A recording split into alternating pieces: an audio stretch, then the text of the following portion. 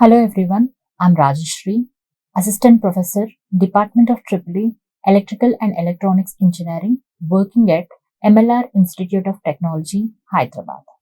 And today I'll be discussing input performance parameters of rectifiers. Input performance parameters, if you see here, we have input voltage, a sinusoidal in nature, and I'm denoting this input AC voltage with V, and this is a primary voltage which is feeding to the secondary. In that case, the secondary voltage is denoted with Vs, and the secondary current, it is denoted with Is.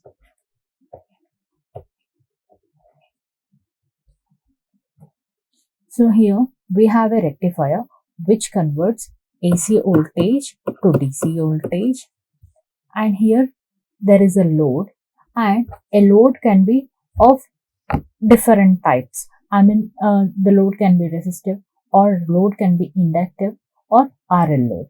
In that case, depending upon the kind of the load, that load will be affecting the voltage, secondary voltage. That is nothing but harmonics. If at all, if we are making use of inductive load, and if it is deviating from the actual fundamental waveform, which induce harmonics into the system. What is harmonics? Harmonics is nothing but the deviation from the fundamental waveform. Fundamental frequency is nothing but harmonics. And these harmonics, there are various disadvantages associated with harmonics. So, for that purpose, here we are analyzing, and this is nothing but the secondary voltage, and it is given by Vs, and this is secondary current, and it is given by Is. And if you see, the secondary current is square in nature, square waveform in nature. And here, as I told you, the fundamental waveform is sinusoidal, and the secondary current here, it is square in nature, which is deviating from the actual sinusoidal waveform.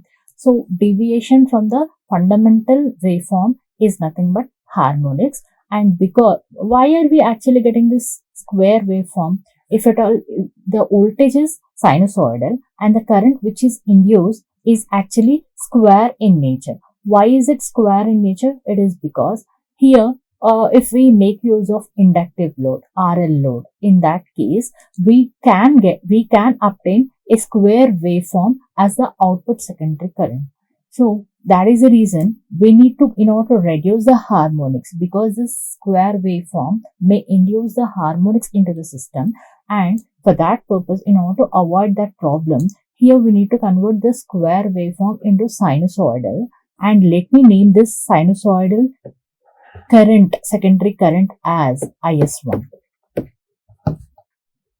In that case, here Vs is the RMS value of secondary current, secondary voltage, and Is is the RMS value of secondary current, whereas Is1 is the RMS value of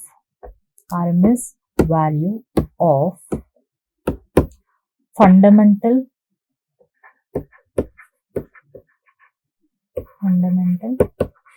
secondary component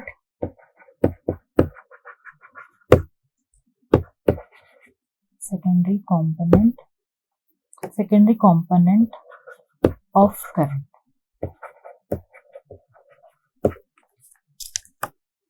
Similarly, see here, this is the phase angle difference between Vs and Is1.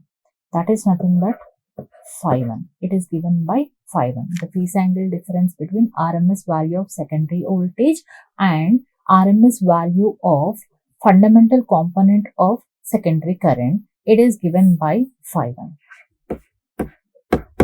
This is nothing but displacement angle.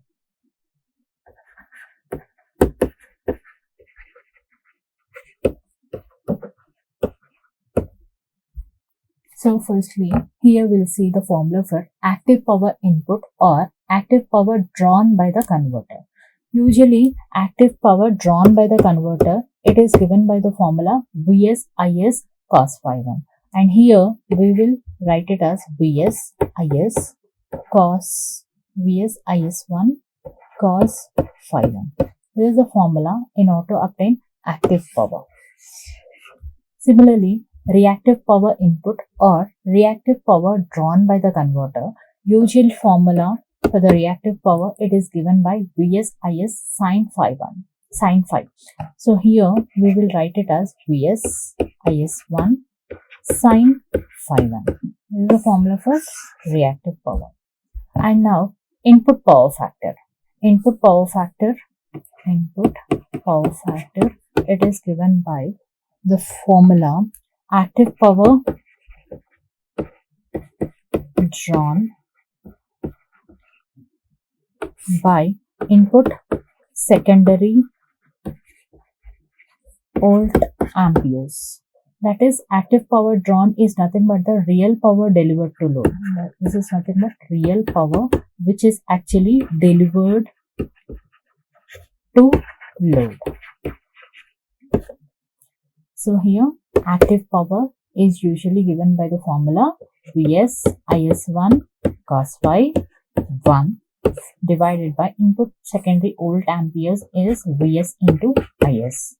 In this case, here Vs and Is gets cancelled and we get input power factor. Input power factor is equal to Is1 by Is into cos phi 1. This is the formula in order to obtain input power factor. So here displacement factor, it is given by the formula displacement factor, it is given by the formula cos phi 1. Similarly, current displacement factor, this is not distortion, that is displacement factor.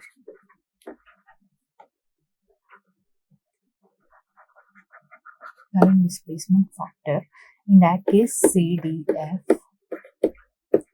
it is given by the formula Is1 by Is. Current displacement factor, it is given by the formula Is1 by Is. In that case, we can also write this input power factor. We know we have Is1 by Is into cos phi 1, we got it.